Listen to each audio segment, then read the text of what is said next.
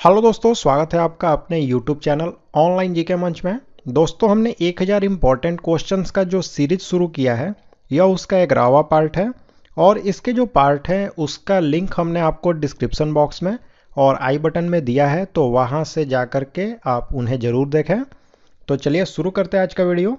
आज का पहला सवाल है, निम्न में से कौन सी भारतीय नदी पश्चिम की ओर बहती है और अरब सागर में गिरती है? पश्चिम की ओर बहती है और अरब सागर में जाकर के गिरती है, वह कौन सी नदी है इन चारों में से? तो वह नदी है नर्मदा नदी। ठीक है, यह जो नर्मदा नदी है यह पश्चिम की ओर बहती है और फिर जाकर के अरब सागर में गिरती है, और यह निकलती है अमरकंटक की जो पहाड़ी है वहां से। बाकी की ये जो तीन नदी है, महानदी, गोदावरी और गंगा, तो ये तीनों जो नदियां हैं यह तीनों पूर्व दिशा में बहती हैं और जाकर के बंगाल की जो खाड़ी है उसमें गिरती हैं। धारावाहक तार कैसा होता है? धारावाहक जो तार होता है वह प्रकृति में होती है न्यूट्रल। तो option C neutral right answer होगा। देखिए, धारावाहक जो तार होता है उसमें इलेक्ट्रॉन लगातार प्रवाहित होते रहते हैं, लेकिन जैसे ही धारा की समाप्ति होती है यानी करंट उसमें बहना बंद हो जाता है, तो वह आवेश भी जो होता है वह भी समाप्त हो जाता है। तो इसका मतलब कि जो धारावाहक तार होती है वह प्रकृति में न्यूट्रल यानी कि उदासीन होती है। किसी दो निरंतर देशांतरों के बीच समय का अंतर कितना होता है? यानी कि 1 डिग्री देशांतर का अगर अंतर हो तो समय का अंतर कितना होगा? तो वह होगा 4 मिनट का।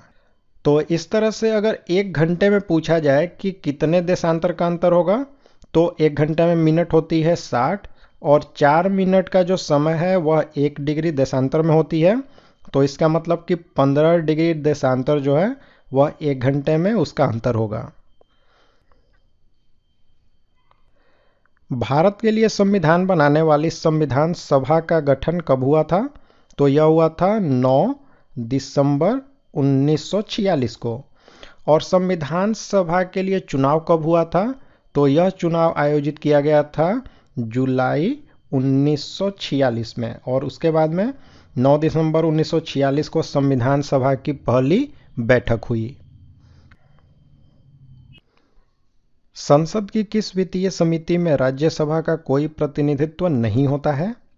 तो ऑप्शन डी प्राक्कलन समिति जो है इसी में राज्यसभा का कोई भी सदस्य नहीं होता है। इसके जितने भी सदस्य हैं वे लोकसभा से होते हैं। दोस्तों, हमने संसदीय समिति से रिलेटेड एक वीडियो बनाया है, उसमें संसदीय समिति से जितने भी इंपॉर्टेंट क्वेश्चन आपके एग्जाम में पूछे जाते हैं वह हमने दिए हैं। उसका लिंक मैं आपको आई बटन में दे देता हूं, तो वहां से जाकर के आप उस वीडियो को भी देख लें। तो चलिए इस वीडियो का नेक्स्ट क्वेश्चन देखते हैं। भारतीय संविधान में कितनी भाषाओं को मान्यता प्राप्त है? तो अभी फिलहाल में जो भारतीय संविधान है उसमें कुल 22 भाषाओं को मान्यता दिया गया है, लेकिन अगर मूल संविधान की बात की जाए तो मूल संविधान में केवल 14 जो भाषा थी उनको मान्यता दी गई थी। और भारतीय संविधान की किस अनुसूची में ये भाषाएं जो हैं उनको मान्यता दी गई है? तो 8वीं अनुसूची जो है वह भाषाओं से संबंधित है, और इसमें जितनी भी मान्यता प्राप्त भाषाएं हैं उनको शामिल किया गया है 8वीं अनुसूची में। सीडेराइट किसका अयस्क होता है? तो सीडेराइट जो है वह आयरन यानी लोहा का अयस्क होता है, और इसका रासायनिक सूत्र जो है वह होता है FeCO3। यह सीडेराइट का रासायनिक सूत्र होता है और यह आयरन का एक अयस्क है। किस हिमालयी चोटी को सागरमाथा भी कहते हैं? तो माउंट एवरेस्ट जो है इसी को सागरमाथा कहा जाता है नेपाल में, और यह विश्व की सबसे ऊंची चोटी है यह माउंट एवरेस्ट जो है, और इसकी कुल ऊंचाई जो है वह 8,850 मीटर है। और यही जो माउंट एवरेस्ट है इसको नेपाल में सागरमाथा कहा जाता है।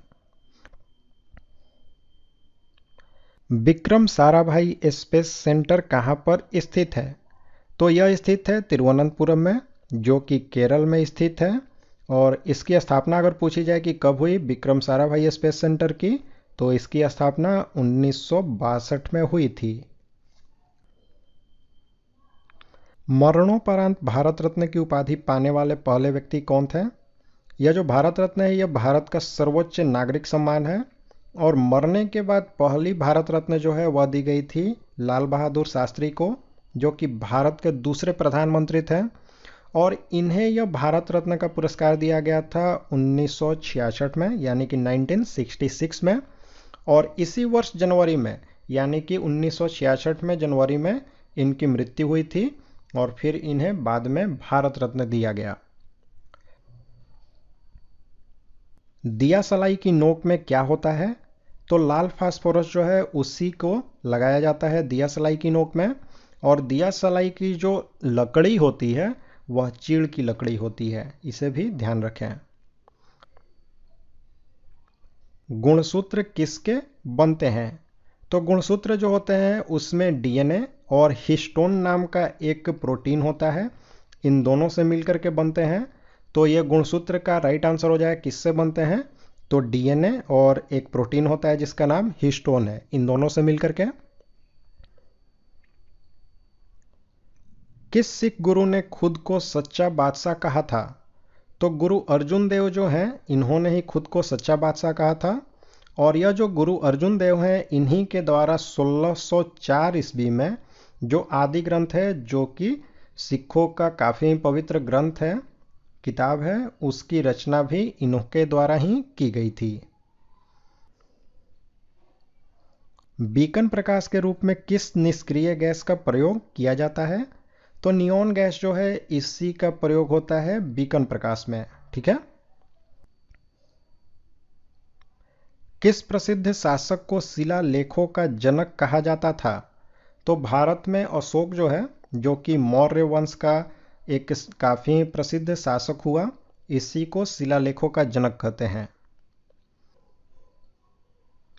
केंद्रीय विधानमंडल का अध्यक्ष बनने वाले पहले भारतीय कौन थे?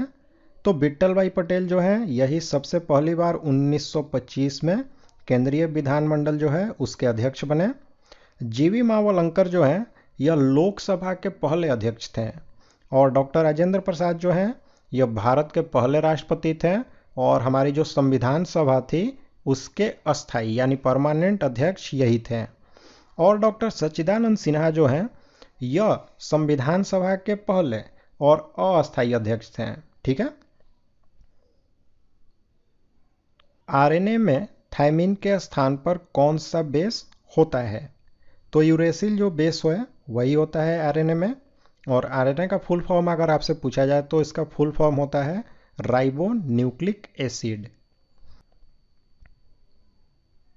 प्रसिद्ध दिलवाड़ा मंदिर किसने बनवाया था? तो तेजपाल और वास्तुपाल नाम के दो व्यक्ति थे, इन्हीं के द्वारा यह दिलवाड़ा का जो मंदिर है यह बनवाया गया था। लेकिन यहाँ पर ऑप्शन में तेजपाल केवल लिखा हुआ है, तो इसी को यहाँ पे आपको राइट आंसर चुनना है। यह जो दिलवाड़ा मंदिर है यह किस धर्म से संबंधित है, यह भी एक इम्पॉर्टेंट क्वेश्चन है। तो यह जैन धर्म से संबंधित है और यह स्थित है राजस्थान में जो माउंट आबू है वहीं पर। कौन सी संस्था पंचायती राज संस्था नहीं है? तो देखिए पंचायती राज संस्था जो है इसमें 3 तरह की संस्थाएं होती हैं, ग्राम सभा होती है, ग्राम पंचायत होती है और न्याय पंचायत, ये तीनों होती हैं। लेकिन ग्राम सहकारी सोसाइटी जो है यह पंचायती राज की एक संस्था नहीं है, तो ऑप्शन सी हो जाएगा राइट आंसर। मध्य रात्रि सूर्य का अर्थ क्या है? तो सूर्य का ध्रुवीय वृत्त में देर तक चमकना जो होता है उसी को मध्य रात्रि सूर्य कहते हैं। एस्पिरिन किसका साधारण नाम है? यानी कि आपसे पूछा जा रहा है कि एस्पिरिन का रासायनिक नाम क्या है? तो एस्पिरिन का रासायनिक नाम होता है एसिटिल सैलिसिलिक एसिड। क्लोरोफिल का खनिज घटक क्या है? तो ये जो क्लोरोफिल होता है यह एक हरे रंग का वर्णक होता है, जो कि जितने हरे पौधे होते हैं, शैवाल होते हैं और साइनोबैक्टीरिया होती है, इन सब में पाई जाती है। और इन्हीं का इस्तेमाल करके ये जितने भी जीव हैं, हरे पौधे, शैवाल और साइनोबैक्टीरिया, ये अपना भोजन तैयार करते हैं सूर्य के प्रकाश में। और इसका जो खनिज घटक है वह होता है मैग्नीशियम, ठीक है। जो व्यक्ति किसी राज्य में नहीं रहता या तो संत है या फिर पशु है। यह कथन किसका है? तो यह कहा गया है अरस्तू के द्वारा। भारत में सबसे पहले आने वाले और सबसे बाद में जाने वाले कौन विदेशी थे? तो पुर्तगाली जो है वही सबसे पहले आए थे 1498 ईस्वी में, और सबसे बाद में भारत का जो एक क्षेत्र है गोवा, वहाँ से 1961 ईस्वी में वापस गए थे।